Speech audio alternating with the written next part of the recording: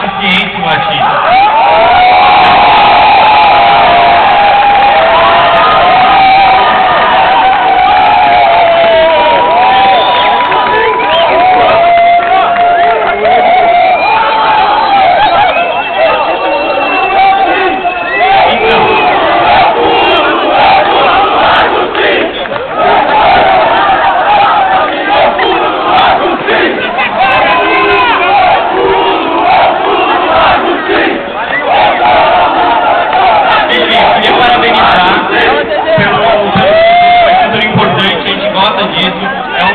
Vazio e agora tem arte. Isso é muito importante, que não tinha na USP nos últimos anos.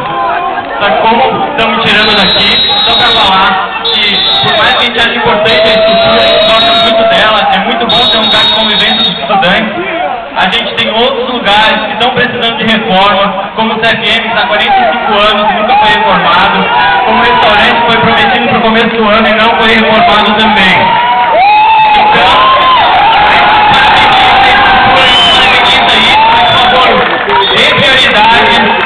coisas que são também importantes para os estudantes, como ensino, sala de aula, contratação de professores, restaurante universitário, moradia estudantil.